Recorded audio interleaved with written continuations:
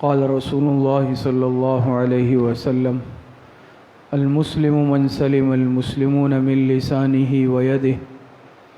جناب رسول اللہ صلی اللہ علیہ وسلم کا ارشاد مبارک ہے، کامل مسلمان وہ ہے، حقیقی مسلمان وہ ہے جس کی زبان اور ہاتھ کے ایذا سے دوسرا مسلمان محفوظ رہے۔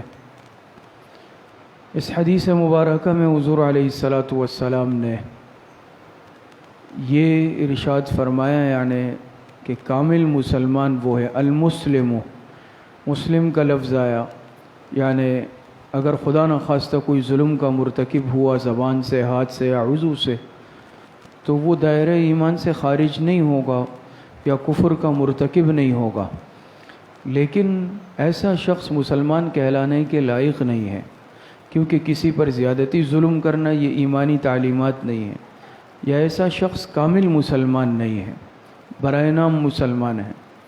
من سلم المسلمون من لسانہ ویدہ، پھر آگے مسلمون آیا، تو یہ نہیں ہے کہ صرف مسلمان پر ظلم نہیں کرنا، غیر مسلم پر کر سکتے ہیں، غیر مسلم کو زبان یا ہاتھ سے ایذا دے سکتے ہیں، قطعاً ایسا نہیں ہے، چاہے مسلمان ہو چاہے کافر ہو، مطلقاً کسی بھی انسان کو کسی اور عضو سے اذیت دی تو وہ جائز ہے۔ پیر کے ذریعے سے کسی کو ٹھوکر مار دی، کسی کو لاتیں مار دی، یا کسی اور عضو سے کسی کو اذیت دے دی تو وہ جائز، ایسا ہرگز نہیں ہے۔ ان دو اعضاء کی قید اس لیے لگائی، اس کو خاص اس لیے ذکر کیا کہ عام طور پر ایذا کے لیے انسان یہ دو اعضاء استعمال کرتا ہے، یا زبان کے ذریعے سے گالم گلوچ، بہتان، غیبت، الزام، اور یا پھر ہاتھوں کے ذریعے سے، ورنہ اس کے علاوہ اگر کسی بھی عضو کو انسان کسی پر زیادتی ظلم کے لیے، ایذا کے لیے استعمال کرے تو وہ بھی ناجائز اور حرام ہے۔ اسی طرح اس حدیث میں ایک نقطہ علماء نے لکھا کہ پھر لسان یعنی زبان کو ید یعنی ہاتھ پر مقدم ذکر کیا۔ اس میں بھی یہ وجہ ہے کہ زبان کی ایذا پھر یہ ہاتھ کی ایذا سے بھی عام ہے۔ ایک وجہ تو یہ ہے کہ ہاتھ کے ذریعے سے صرف وہی انسان بدلہ لے سکتا ہے جس میں بدلہ لینے کی طاقت ہو، لیکن زبان کے ذریعے زبان تو کمزور بھی چلاتا ہے۔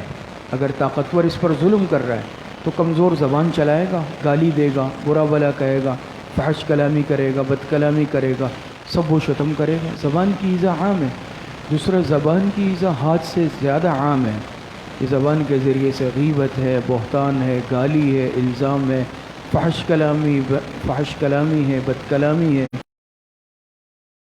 یہی وما بین رجلیہ اضمن لہ الجنہ، کہ جو مجھے ان دو اعضاء کی ضمانت دے گا، جو دو جبڑوں اور دو رانوں کے درمیان ہے، میں اس کو جنت کی ضمانت دیتا ہوں۔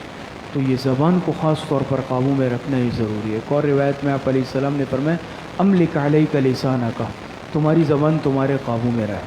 تو بہرحال اس حدیث سے ہمیں یہ سبق ملتا ہے کہ ہم اپنی زبان کو بھی قابو میں رکھیں، اپنے دیگر اعضاء، ہاتھ، پیر، سب اعضاء کو قابو میں رکھیں، اور ہمارے کسی عضو سے، کسی عمل سے، کسی بات سے، کسی اشارے کنایے سے کسی مسلمان بلکہ کسی انسان کو کوئی اذیت نہ پہنچے۔ اللہ پاک صحیح عمل کی توفیق عطا فرمائے۔